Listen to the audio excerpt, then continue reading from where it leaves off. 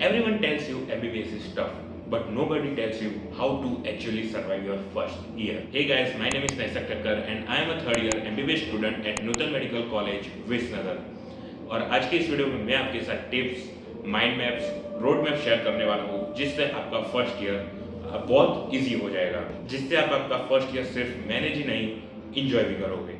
Now let's understand what is the first year of MBBS. So first year MBBS के अंदर आपके 3 subject है, anatomy, physiology and biochemistry. और जो third year का एक सब्जेक्ट है PSM, कम्युनिटी मेडिसिन, उसका बेसिक भी आपको फर्स्ट ईयर के अंदर पढ़ाया जाता है। कोई भी कोर्स का जो फर्स्ट ईयर होता है वो बहुत ही बड़ा आपके जीवन में शिफ्ट लेके आता है। अगर हम बात करें 12th साइंस की, जहां आप एक सब्जेक्ट की सिर्फ एक NCERT पढ़ रहे थे, वहां पे ही एक सब्जेक्ट की 3-4 बुक्स हो जाती है और उसके अलावा प्रैक्टिकल्स तो अलग ही होता है। तो ये जो शिफ्ट है उसमें ऑलरेडी आपको 2 to 3 मंथ्स का गैप मिल चुका होता है, जिसमें आपने कुछ पढ़ाई की नहीं होती और आपका जो कंसिस्टेंट पढ़ाई का फेज होता है जो आप नीट के दौरान कर रहे थे वो भी खत्म हो जाता है। इसलिए आप कॉलेज के स्टार्टिंग में, कोई भी कोर्स के स्टार्टिंग में आपको पढ़ने का मन नहीं करता, आपको लगता है कल कल कल, आप प्रोक्रेस्टिनेट करते जाते हो और फिर एग्जाम टाइम में आपको पूरी नाइट स्ट्रेच करनी पड़ती है और फिर वो आपको लगता है काश मैंने पहले पढ़ लिया होता। So first tip is of कि जल्दी से जल्दी स्टार्ट करें, कल के ऊपर ना छोड़ें। अगर मैं फर्स्ट ईयर के बाद बोलूँ तो आपको रोज एक सब्जेक्ट को 40 मिनट्स देने हैं। मैं ज़्यादा नहीं बोल रहा, स्टार्टिंग में सिर्फ 40 मिनट्स। अगर 3 सब्जेक्ट है तो 40 × 3 = 120 मिनट्स, यानी 2 आवर्स। आपको एवरी डे 2 आवर्स देने हैं, जिसके अंदर आपको जितना भी आप पढ़ रहे हो उसको प्रॉपरली आपको रिविजन करना है और एक प्रॉपर एक टाइम पीरियड के बाद उसको वापस से रिविजन करना है। This is how you can manage your shift from the school to the college. अब बात आती है सेपरेट सब्जेक्ट की, उसमें पढ़ना किस तरह से है। तो ऑलरेडी सेपरेट सब्जेक्ट की वीडियो मैंने यूट्यूब के ऊपर डाल दी है, आप सर्च कर सकते हो। और if we specifically talk about anatomy, तो anatomy is all about the diagrams and body. तो उसके अंदर अगर हम थियरी एस्पेक्ट से बात करें तो उसके अंदर आपको प्रॉपरली सारे डायग्राम्स ड्रॉ करने होते हैं। डायग्राम्स को उसके पहले याद रखना होता है, वो मैंडेटरी है। अगर आप कोई भी ऑर्गन पढ़ रहे हो तो ऑर्गन का उसका supply, either it is the blood supply और द नर्व सप्लाई, वो आपको ध्यान में रखना होता है। उसके रिलेशंस, उसके एंटेरियर यानी आगे वाले पार्ट में कौन सा ऑर्गन है या कोई भी स्ट्रक्चर है, उसके पोस्टेरियर यानी पीछे कौन सा स्ट्रक्चर या ऑर्गन है, उसके लेटरल और मीडियल, आपको सारे एस्पेक्ट याद रखने होते हैं। अगर उसमें कोई भी डिफॉर्मिटी हो जाए, कोई भी अगर सप्लाई में, तो फिर होती है क्लिनिकल कंडीशंस। तो वो आपको पूरा डिटेल में आना चाहिए और वो आपको टिप्स पे होना चाहिए। और ऐसा नहीं है कि आपने एनाटॉमी एक बार पढ़ ली तो वो आपको हमेशा याद रहेगी। This is completely wrong. आपको फ्रीक्वेंट रिवीजन इसमें मैंडेटरी ही है। अगर आप फ्रीक्वेंटली रिवीजन नहीं करोगे तो जब आप एग्जाम में बैठे होंगे तो आपके स्ट्रक्चर्स ही पूरे चेंज हो जाएंगे।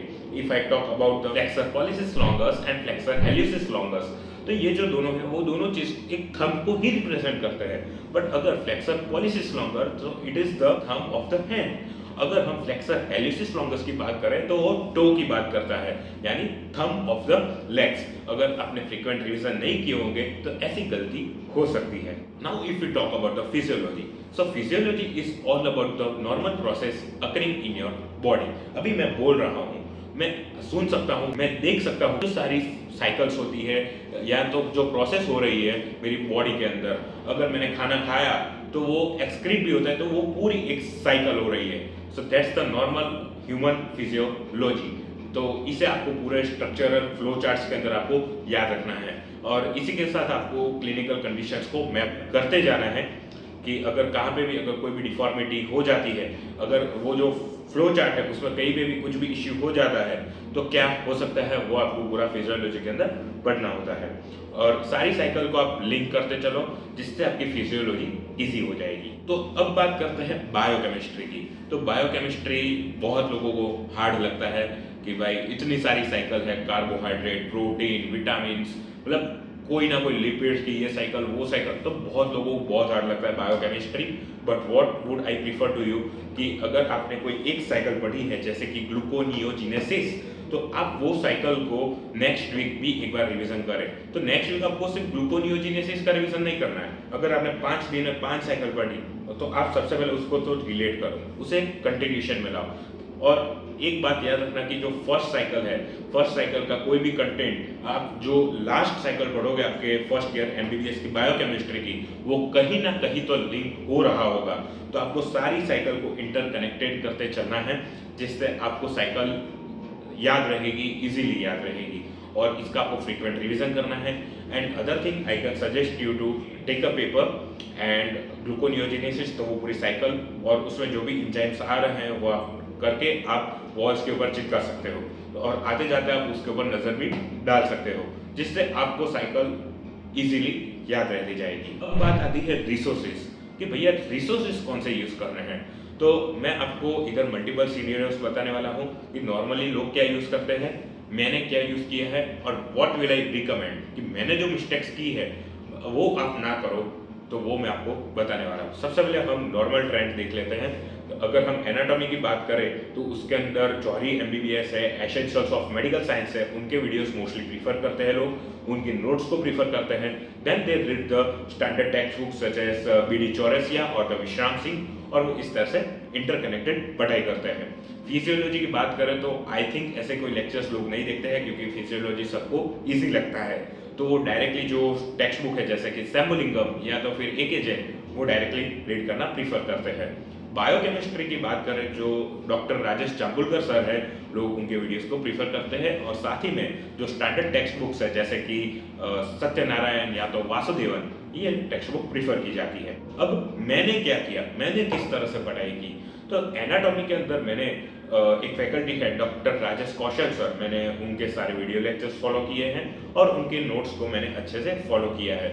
मैंने कोई स्टैंडर्ड टेक्स्ट बुक नहीं पढ़ी। This was the my biggest mistake of the first year कि किसी भी सब्जेक्ट की टेक्स्ट बुक ना पढ़ना।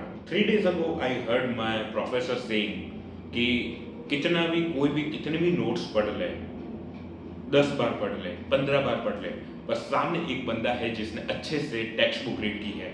सो जो टेक्स्ट बुक रीड करने वाले बंदे का जो नॉलेज होगा वो कंपेयर ही नहीं कर सकते हम लोग, इतना वो ज़्यादा होगा। भले ही इसने कितने भी अच्छे मार्क्स स्कोर कर लिए हो, पर नॉलेज में इसे कोई नहीं हरा सकता। So textbooks are the Gita, Bible, whatever you say for the MBBS, और यही मिस्टेक मैंने फर्स्ट ईयर में कर ली है, जो आपको नहीं करनी है। अगर आप मेरे तरह राजेश कौशल सर के भी अगर लेक्चर्स फॉलो करते हो तो साथ में आप टेक्स्ट बुक जरूर पढ़ें। अगर हम बात करें फिजियोलॉजी, तो फिजियोलॉजी में मैंने बुक नहीं पढ़ी, मैंने जो चिल मेडिकोस के लेक्चर्स है वो मैंने देखे थे। और इफ आई टॉक ऑनेस्टली तो जो सैम्बुलिंगम का जो कंटेंट है उसी में से उन्होंने एक्सट्रैक्ट किया है कंटेंट और वही वो बढ़ाते हैं। सो काइंड ऑफ अगर आप उनके नोट्स भी पढ़ते हैं तो ऑलमोस्ट आपकी जो सैम्बुलिंगम बुक है वो आपकी कवर हो जाती है। If we talk about the biochemistry, so I borrowed one notes from my senior. It was of Dr. Smiley Pruthi ma'am, जो मैंने efficiently मैंने यूनिवर्सिटी एग्जाम तक वही नोट्स को यूज किया है। तो this was how I prepared for my first year exams. मैंने गलती की, बट अभी मैं आपको एक सजेशन देना चाहता हूँ कि आप कोई भी प्लेटफॉर्म है वो आप फर्स्ट ईयर से अगर चूज कर ले तो वो सबसे ज़्यादा बेटर रहता है, क्योंकि वो आपका बेस तो बनाता ही है, साथ ही में आपको स्पेसिफिक कंसेप्ट में भी मास्टर करवाता है। साथ ही में जो स्टैंडर्ड टेक्स्ट बुक्स जो अगर कॉलेज के अंदर भी नहीं पढ़ाते या फिर प्रीफर नहीं करते तो उसका भी कंटेंट आपको पढ़ाया जाता है। साथ ही में जो अभी जैसे कि नीट, पीजी या तो नेक्स्ट के बारे में भी उसमें प्रॉपरली पढ़ाया जाता है। तो एक प्लेटफॉर्म से आपके इतने सारे मल्टीपल बेनिफिट्स हो जाता है। So yes, I am talking about the Marrow special first year edition plan. तो मैं आपको 2 मिनट में सबसे पहले उसका एक पूरा ओवरव्यू दे देता हूँ। Let me introduce you to the Marrow specially first year edition plan. तो सबसे पहले मैं आपको इंटरफेस दिखा देता हूँ। जैसे ही हम मैरो ओपन करते हैं सबसे पहले हमें इधर प्रैक्टिकल का ऑप्शन आता है। तो प्रैक्टिकल्स के अंदर जाते ही इधर हमारे main 3 subject anatomy, physiology, biochemistry. If I click on the anatomy तो ये जो हमारे मेन टॉपिक्स होते हैं उसके हमें MCQs दिए गए हैं। अगर आप आपकी प्रैक्टिकल एग्जाम के पहले ये सारे MCQs जो पोर्शन के हैं अगर आप कवर अप कर लेते हैं तो जो आपका वाइवा होता है उसमें आप फाड़ के रख दोगे। सेम गोज फॉर फिजियोलॉजी, उसमें भी आपको सारे एमसीक्यूज़ मिल जाते हैं और साथ ही में बायोकेमिस्ट्री में भी आपको एमसीक्यूज़ मिल जाते हैं। बात करते हैं क्वेश्चन बैंक की, तो क्वेश्चन बैंक इधर पूरी स्ट्रक्चर्ड क्वेश्चन बैंक आपको दी गई है। आप लेक्चर देखो, फिर टेक्स्ट बुक से एक बार पढ़ो और साथ ही में ये एमसीक्यूज़ लगा लो, तो आपका जो टॉपिक पूरा क्रिस्टल क्लियर हो जाएगा। तीनों सब्जेक्ट की क्वेश्चन बैंक दी गई है। टेस्ट इधर हर मंथ टेस्ट कंडक्ट होते हैं, फिजियोलॉजी, बायोकेमिस्ट्री, एनाटॉमी के ये टेस्ट भी आप अटेंड कर सकते हो।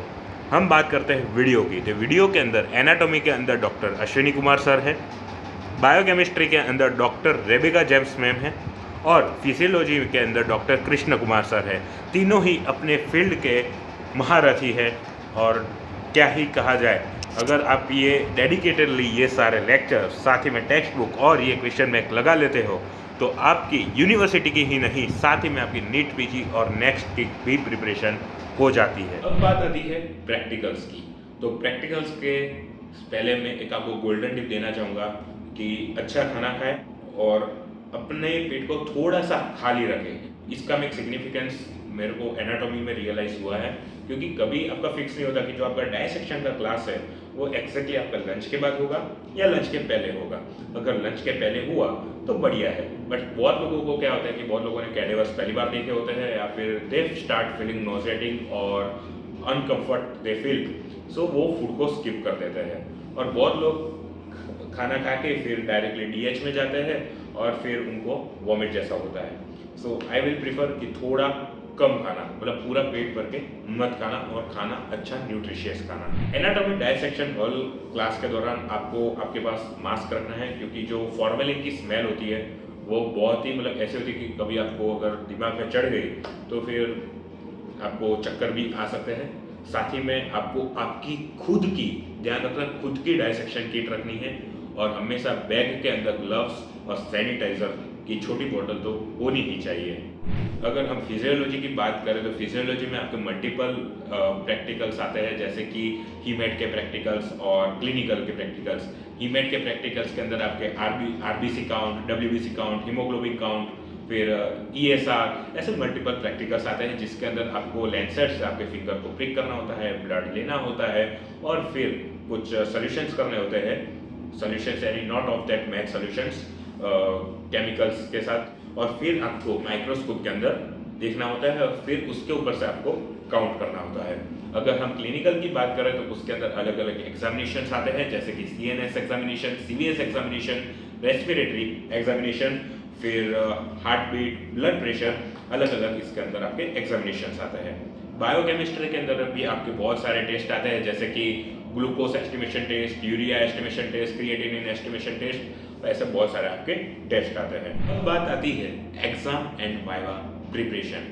तो exam, internal examination and final university examination, तो लिखने का फ्लो क्या होना चाहिए? तो सबसे पहले definition, then classification if needed, then explanation, then diagram in case of anatomy.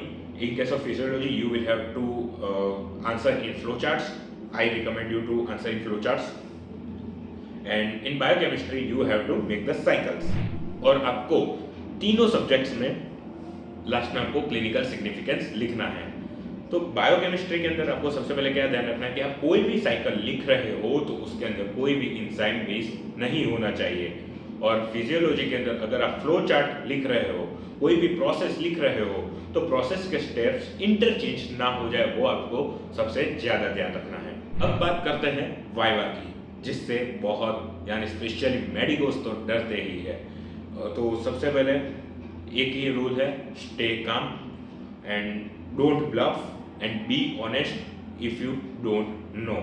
और वाइवा के लिए एक मेन प्रिपरेशन आपको क्या करनी है कि आपके जो भी थियरी पेपर्स होते हैं उसमें जो क्वेश्चंस आते हैं वो सबसे पहले आप देख लो, क्योंकि अगर मैं अपनी कॉलेज की बात करूँ तो सर वो पेपर लेके ही बैठते हैं मोस्ट ऑफ एग्जाम्स में, और वो उसी में से कभी कभी क्वेश्चन पूछ लेते हैं, तो वो अगर आपका क्लियर रहेगा तो बेटर है। तो अब बात करते हैं टाइम मैनेजमेंट, जो सबसे बड़ा दुश्मन है मेडिकल लाइफ का, क्योंकि आप जैसे ही कॉलेज में आते हो पूरा डिस्टॉर्ट हो जाता है, क्योंकि इवेंट्स आते हैं, ये स्पोर्ट टूर्नामेंट, वो इवेंट, ये फंक्शन, फ्रेशर्स पार्टी, इसी सारी चीज़ों में टाइम कहाँ चला जाता है, एग्जाम आ जाती है, पता ही नहीं चलता।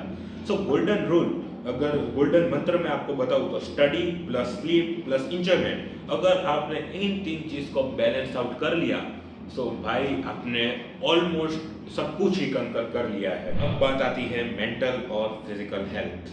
तो बहुत लोग आप 12th की प्रिपरेशन के दौरान घर पे रहे होंगे और फिर कॉलेज में आए होंगे, तो बहुत लोगों को होम सिकनेस भी होता है, घर की याद आने लगती है, मेस का खाना अच्छा नहीं लगता, आजू बाजू का जो फ्रेंड सर्कल होता है कभी कभी वो आपको सूट नहीं होता, तो बहुत ही दिक्कत आती है। But you will have to overcome from it. अगर चलिए इस बार भी अगर आप घर पे रह गए एमबीबीएस के दौरान कि आप अप डाउन करोगे, अगर नज़दीक होगा तो, या फिर आप दूर है तो आप बाहर घर लेके रहने लगे, तो क्या पता आपको आगे जाके जब आप पीजी करते हो या फिर कोई भी मास्टर्स करते हो तब आपको हॉस्टल में रहना पड़ा, तो फिर आपके लिए बहुत ही हार्ड हो जाएगा। तो धीरे धीरे आपको इससे एक्लिमेटाइज होना ही पड़ेगा हॉस्टल के सराउंडिंग में। अब सबसे महत्वपूर्ण बात, social life and friend circle. तो सबसे पहली बात, दुनिया में बहुत सारे लोग होते हैं, अच्छे भी होते हैं और बुरे भी होते हैं। Depends on you how you choose the people. आप किस तरह का फ्रेंड सर्कल बनाते हो। कोई ऐसा फ्रेंड सर्कल कि जिसके अंदर बहुत लोग स्मोकिंग करते हैं, ड्रिंक करते हैं, या फिर एक ऐसा फ्रेंड सर्कल जो इंजॉयमेंट भी करता है साथ में स्टडी भी करता है। सो डिपेंड्स ऑन यू कि आपको क्या करना है। फ्रेंड सर्कल सबसे पहले नेक्स्ट आपको कहाँ काम आता है, स्टडीज़ के दौरान ग्रुप स्टडी। और दूसरी बात कि सबसे पहले आपको पता होना चाहिए आपको क्या पसंद है, ग्रुप स्टडी पसंद है या सोलो स्टडी पसंद है। And the diamond rule I say, respect the seniors because they are the sole helpers जो आपको हेल्प करने वाले हैं throughout your MBBS journey. अगर हम यूनिवर्सिटी एग्जाम की बात करेंगे तो आप उनको पूछ सकते हो कि भैया या सर, जो भी आपके वहाँ ग्रेड जिस तरह से करते हो, कि इसमें क्या इंपॉर्टेंट है, तो वो आपको वहाँ पे गाइड कर सकते हैं। तो बस यही सब था मेरे पास जो मैं आपको कह सकता था, शेयर कर सकता था। एक बार मैरो का जो फर्स्ट ईयर एडिशन प्लान है, एक बार आप उससे गो थ्रू हो जाए। अगर आपने फर्स्ट ईयर कंप्लीट कर लिया है और आप सेकेंड ईयर में आ गए हो, या फिर आपकी एग्जाम अभी अभी खत्म हुई है, तो आपका कैसा एक्सपीरियंस रहा फर्स्ट ईयर में, वो आप कमेंट बॉक्स में डाल दो, जिससे अगर ये कोई भी वीडियो देख रहा है तो आपका भी एक्सपीरियंस वहाँ पे लोगों को पता चल सके। तो मिलते हैं अगले वीडियो में। Stay tuned. Thank you.